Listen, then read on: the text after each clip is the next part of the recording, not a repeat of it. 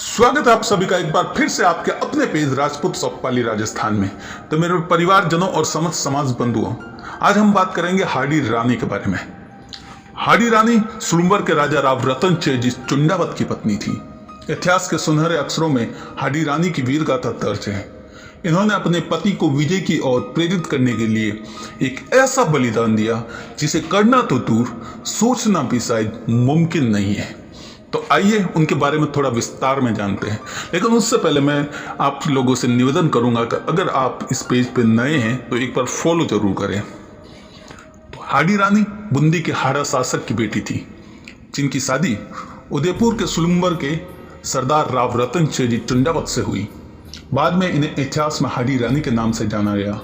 हाडी रानी एक ऐसी वीरांगना थी जिन्होंने अपने अस्तित्व की रक्षा के लिए अपने पति को उसका फर्ज याद दिलाने के लिए अपने सिर ही काट कर पेश कर दिया, ताकि वह अपनी नई नवेली दुल्हन के मोह पास में बंधा अपने राष्ट्र धर्म से विमुख ना हो।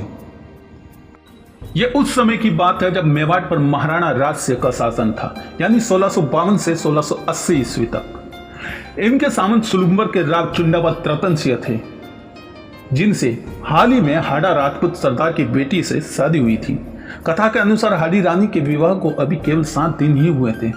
हाथों की मेहंदी भी नहीं छूटी थी कि उनके पति को युद्ध का फरमान आ गया, जिसमें महाराणा राज सिंह ने राव चुंडावत रतन सिंह को दिल्ली से औरंगजेब के सहायता के लिए आ रही अतिरिक्त सेना को रोकने का निर्देश दिया था।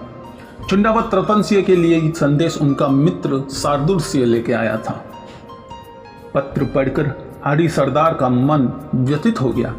अभी उनके विवाह को 7 दिन ही हुए थे और पत्नी से बिछड़ने की घड़ी आ गई थी। कौन जानता था कि युद्ध में क्या होगा। एक राजपूत रणभूमि में अपने शीश का मोह त्याग कर उतरता है और जरूरत पड़ने पर सिर काटने से भी पीछे नहीं हटता। औरंगजेब की सेना तेजी से आगे बढ़ रही थी, इसीलिए उन्होंने अपनी सेना को युद्ध की तैयारी का आदेश दे दिया। वह इस संदेश को लेकर अपनी पत्नी हाडी रानी के पास पहुंचे और सारी कहानी सुना दी। रानी को भी ये खबर सुनकर सदमा लगा, पर उसने खुद को संभाल लिया और अपने पति को युद्ध जाने के लिए तैयार किया। उनके लिए विजय की कामना के साथ उन्हें युद्ध के लिए विदाई दी। सरदार अपनी सेना लेकर चल पड़ा, किंतु उसके मन में रह रहकर आ रहा था कि कहीं सचमुच मेरी पत्नी मुझे भूल ना जाए। वह मन को समझाता, पर उसका ध्यान उधर ही चला जाता। आखिर हाडी सरदार से रहा नहीं गया। आधे मार्ग से उन्होंने पत्नी के पास एक संदेशवाहक भेज दिया। पत्र में लिखा था कि प्रिय, मुझे मत भूलना, मैं जरूर लौट कर आऊंगा। मुझे तुम्हारी बहुत याद आ रही है। अगर संभव हो तो अपनी कोई प्रिय निशानी भेज देना, उसे ही देखकर मैं अपना मन हल्का कर दूं। पत्र पढ़कर हाडी रानी सोच में पड़ गई। अगर उनका पति इसी तरह मोह से घिरा रहा तो शत्रुओं से कैसे लड़ेंगे। अचानक उनके मन में एक विचार आया। उन्होंने संदेशवाहक को अपना एक पत्र देते हुए कहा, मैं तुम्हें अपनी अंतिम निशानी दे रही हूं। इसे थाल में सजाकर सुंदर वस्त्र से ढक कर मेरे वीर पति के पास पहुंचा देना, किंतु याद रखना कि उनके सिवा इसे कोई न देखे। हाडी रानी के पत्र में लिखा था, प्रिय, मैं तुम्हें अपनी अंतिम निशानी भेज रही हूं। तुम्हें मेरे मोह के बंधनों से आजाद कर रही हूं। अब बेफिक्र होकर अपने कर्तव्य का पालन करना।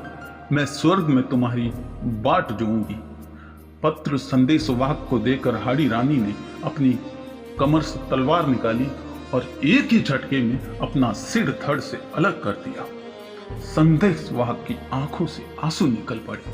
स्वर्ण थाल में हाडी रानी के कटे सिर को सुहाग के सुनर से ढककर संदेशवाहक भारी मन से युद्ध भूमि की ओर दौड़ पड़ा। उसको देखकर हाड़ा सरदार ने पूछा, क्या तुम रानी की निशानी ले आए?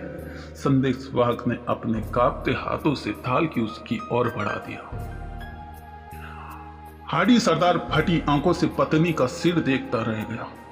उसके मोह ने उससे उसकी सबसे प्यारी चीज छीन ली थी। अब उसके पास जीने को कोई औचित्य नहीं बचा था। उसने मन ही मन कहा, प्रिय, मैं भी तुमसे मिलने आ रहा हूं।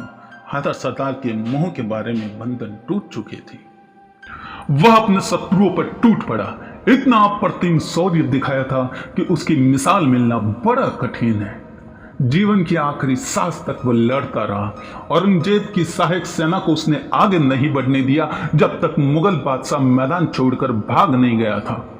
इस जीत का श्रेय केवल उसके शौर्य को नहीं बल्कि रानी के उस बलिदान को भी जाता है जो अब तक के इतिहास का सबसे बड़ा बलिदान और अविश्वसनीय है। और इसी बलिदान के उपलक्ष्य में कहा जाता है कि चुन्नावत मांगी चैणानी, सिर काट दे दियो चतुरानी।